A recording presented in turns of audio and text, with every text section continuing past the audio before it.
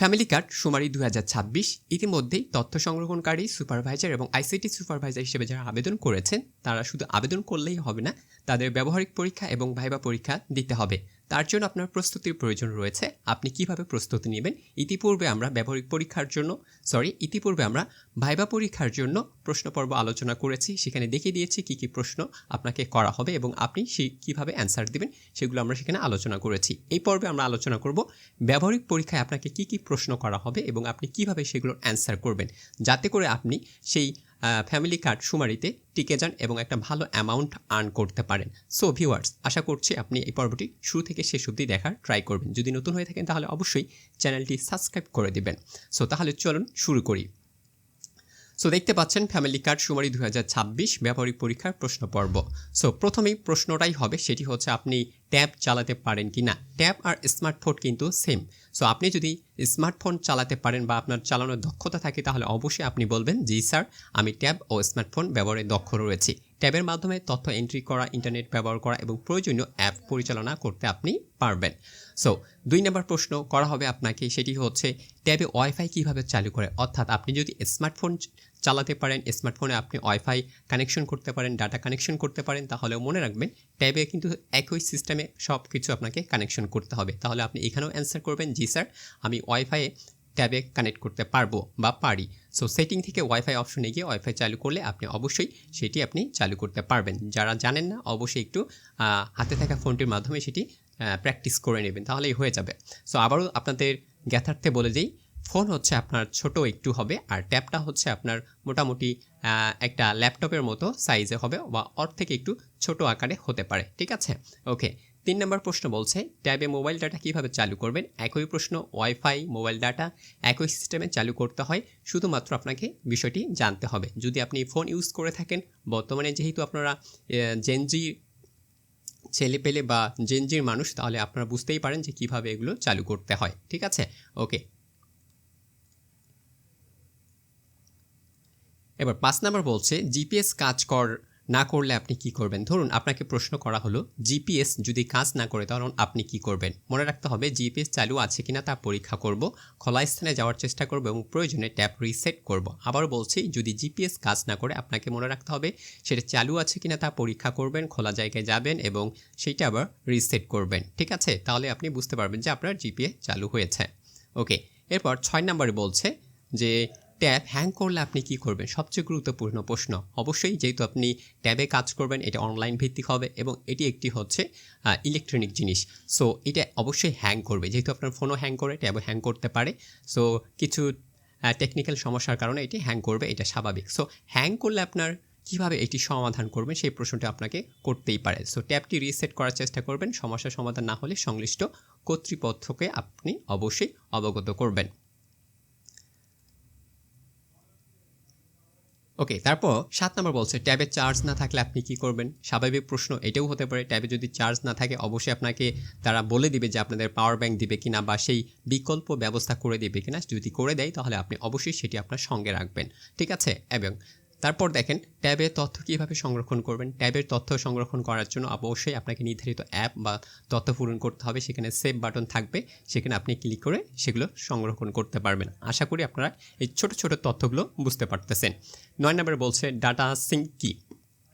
Data sync হচ্ছে data সংরক্ষিত তথ্য ইন্টারনেটের মাধ্যমে সার্ভারে আপলোড করার প্রক্রিয়াটাকে বলা হচ্ছে ডাটা সিঙ্ক। এগুলো কিন্তু আপনাকে প্র্যাকটিক্যালি ধরবে। ঠিক আছে, কারণ আপনি যখন একটা ট্যাব পরিচালনা করবেন বা আপনার ফোনটা পরিচালনা করবেন, কিছু কিছু তথ্য রয়েছে তাদের অ্যাপসে পরিচালনা করার জন্য এগুলো প্রয়োজন হবে। আপনি শিক্ষিত হলেও ভালো কথা, যদি শিক্ষিত হয়ে থাকেন তাহলে আপনি নিজে নিজে পারবেন, তবে সব কিছু আপনি যে পারবেন বিষয়টি এমন নয়, কেননা প্রত্যেকটা অ্যাপস কিন্তু আলাদা আলাদা সিস্টেমে কাজ করে। সো ওই সিস্টেমে কাজ করার জন্য বা সিস্টেমে পরিচিত হওয়ার জন্য আপনাকে কিছু শব্দ জানতে হবে। এই শব্দগুলোর সাথে পরিচিত না হতে পারলে আপনি কিন্তু এগুলো কোনোভাবেই কাজ করতে পারবেন না। ঠিক আছে, ওকে। যদি ইন্টারনেট সংযোগ না থাকে তাহলে আপনি কি করবেন। ইন্টারনেট সংযোগ না থাকলে আপনাকে অবশ্যই অফলাইনে কাজ করতে হবে। অফলাইনে কাজ করার দক্ষতা থাকতে হবে। ধরুন আপনি কোনো কারণে কোনো একটা অঞ্চলে গিয়েছেন, সেখানে ইন্টারনেটের সংযোগটা বিচ্ছিন্ন হয়ে গেছে, তাহলে আপনাকে অবশ্যই সেই কাজটা অফলাইনে করার যোগ্যতা কী করতে হবে, রাখতে হবে, অথবা আপনি সেই কাজটা অফলাইনে করে নিতে পারবেন কিনা সেটাও আপনাকে তারা জিজ্ঞেস করবে। ঠিক আছে, ওকে ১২ নাম্বার সেটি হচ্ছে অ্যাপ ক্রাশ করলে কি করবেন? ধরুন আপনি যে অ্যাপসটা দিয়ে কাজ করতেছেন হঠাৎ করে সেই অ্যাপসটা কাজ করা বন্ধ করে দিল। টেকনিক্যাল কোনো আ কারণে সমস্যা করে দিল অর্থাৎ ক্রাশ করে ফেলছে। তাহলে আপনি কি করবেন? অবশ্যই আপনাকে অ্যাপসটি বন্ধ করে চালু করতে হবে। প্রয়োজন হলে ট্যাব রিস্টার্ট করবেন অথবা সমস্যার সমাধান না হলে অবশ্যই ঊর্ধ্বতন কর্মকর্তাকে আপনাকে এই বিষয়টি জানাতে হবে বা অবগত করতে হবে। সো ১৩ নম্বর প্রশ্ন বলছে যে ফ্যামিলি কার্ড কি? অবশ্যই কমন একটা প্রশ্ন করতেই পারে। একটি পরিবারের সদস্যদের মৌলিক তথ্য সংরক্ষণের জন্য আমরা যে নির্ধারিত ফর্মটি ব্যবহার করি সেটি হচ্ছে আমাদের ফ্যামিলি কার্ড, তাই তো? আবারও বলি হাউস হোল্ড কি? এটা আমি একটু আ প্রথম পার্টি উত্তরগুলো দিয়ে দিয়েছি। তারপর হচ্ছে রেসপন্ড কে? এগুলো আমরা দিয়ে দিয়েছি। আপনি দেখতে পাচ্ছেন যিনি তথ্য প্রদান করবেন তাকে আমরা রেসপন্ডেন্ট বলছি। একজন উত্তরদাতা যদি তথ্য দিতে অস্বীকৃতি জানায় তাহলে আপনি কি করবেন? সবচেয়ে গুরুত্বপূর্ণ প্রশ্ন।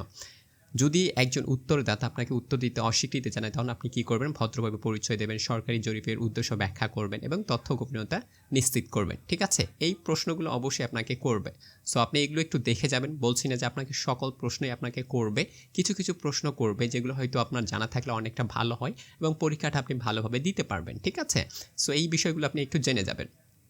সো একজন উত্তরদাতা ভুল তথ্য হইলে কী করবেন? পুনরায় ভদ্রভাবে প্রশ্ন করার সঠিক তথ্য নেওয়ার চেষ্টা করবেন। ট্যাব লগ ইন করবেন কীভাবে? ট্যাবে লগ ইন করবেন কীভাবে? আমরা জানি যে ইউজার আইডি এবং পাসওয়ার্ড দিয়ে যে কোনো কিছুকে লগ ইন করতে হয়। সো ট্যাবের ক্ষেত্রেও সেম জিনিস, ফোনের ক্ষেত্রেও সেম জিনিস। আপনি সেম প্রসেসেই এটা কী করতে পারবেন? লগ ইন করতে পারবেন। ঠিক আছে? ওকে। এবার পাসওয়ার্ড যদি আপনি ভুলে যান, এটা খুব স্বাভাবিক যে আপনি ট্যাব ইউজ করতেছেন যেহেতু এটা আপনার নিজস্ব ট্যাব না, সো আপনার পাসওয়ার্ড ভুলে যাওয়াটা স্বাভাবিক। তবে আপনাকে কি করতে হবে? আপনি যে পাসওয়ার্ড দিয়ে কাজ করছেন সেটা কোথাও একটু লিখে রাখতে হবে এবং সংশ্লিষ্ট কর্মকর্তার সাথে যোগাযোগ করতে হবে। ঠিক আছে? ট্যাব হারিয়ে গেলে আপনি কি করবেন? ট্যাব হারিয়ে গেলে ঊর্ধ্বতন কর্মকর্তার সাথে বিষয়টি জানাবেন এবং প্রয়োজনীয় নিরাপত্তামূলক ব্যবস্থা গ্রহণ করবেন। ভাইবা বোর্ডে একটি ট্রিক প্রশ্ন আপনাকে বলে দিই। আপনি আগে কখনো ট্যাব ব্যবহার করেননি, যদি না করে থাকেন বা এটা স্বাভাবিক, সবাই ট্যাব ব্যবহার করে না কারণ আমাদের ট্যাবের প্রয়োজনীয়তা অতটা নেই, আমরা সবাই স্মার্টফোন ব্যবহার করি। সো এই প্রশ্নের উত্তর আপনি কীভাবে দেবেন? অবশ্যই বলবেন যেহেতু আপনি স্মার্টফোন ব্যবহার করে থাকেন, স্মার্টফোন আর হচ্ছে ট্যাব সেম সিস্টেমেই চলে, সেম প্রসেসেই চলে। সো আপনি বলবেন যে আমি যেহেতু স্মার্টফোন ইউজার, সো স্মার্টফোন কীভাবে হ্যান্ডেল করতে হয় এটা আমার খুব ভালো করে জানা রয়েছে। সো আমি ট্যাবটা খুব ভালো করে হ্যান্ডেল করতে পারবো এবং ট্যাব আমি ইউজার ফ্রেন্ডলি হতে পারবো। ঠিক আছে? সো আরও গুরুত্বপূর্ণ প্রশ্ন আমি দেখাই দিই যেগুলো আসতে পারে বা জিজ্ঞেস করতে পারে। এগুলো যদি আপনি স্ক্রিনশট দিয়ে নিতে পারেন তাহলে আপনার জন্য ভালো হবে।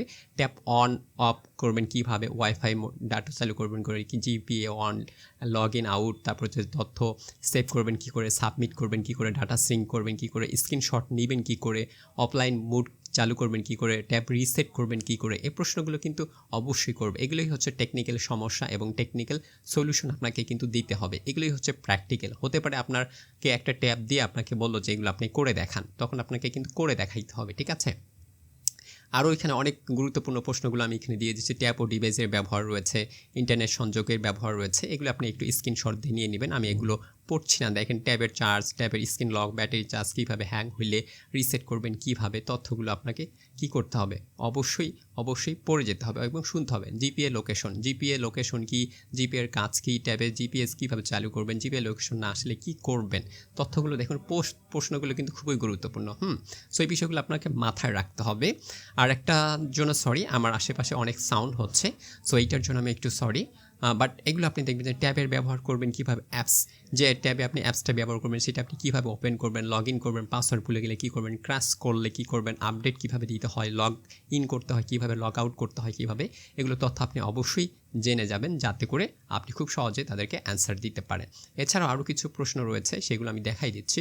তথ্য সংরক্ষণ, এখানে হাউস হোল্ড রয়েছে, ফ্যামিলি কার্ড, রেসপন্ড কোয়ান, কোশ্চেনারি রয়েছে, স্কিপ প্যাটার্ন রয়েছে, ডাটা ভ্যালিয়েশন রয়েছে, ডাটা কোয়ান্টিটি রয়েছে, এগুলো অনেক তথ্য রয়েছে। সো ভিউয়ার, আশা করি আপনারা কিন্তু তথ্যগুলো বুঝতে পারছেন।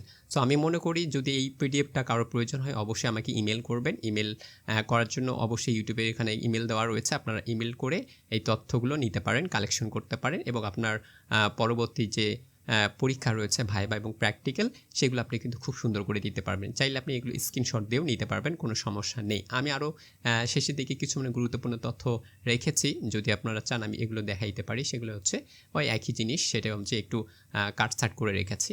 সো আপনাদের উদ্দেশ্য এতটুকুই বলবো, আপনারা খুব ভালো করে ভাইবা পরীক্ষা দিবেন, প্র্যাকটিক্যাল পরীক্ষা দিবেন, যাতে করে আপনি একটা অসচ্ছল পরিবার থেকে হোক বা সচ্ছল পরিবার থেকে হোক একটা ভালো অ্যামাউন্টের মানি যেন আপনি কী করতে পারেন, আর্ন করতে পারেন। সো আমার উদ্দেশ্য থাকবে আপনি ভালোভাবে পরীক্ষা দেবেন, ভালোভাবে যেন টিকে যেতে পারেন। সো ভালো থাকবেন, সুস্থ থাকবেন, পরবর্তী আপডেটের জন্য অবশ্যই অপেক্ষা করবেন। আর নতুন হয়ে থাকলে অবশ্যই চ্যানেলটি সাবস্ক্রাইব করে দেবেন। Thank you very much.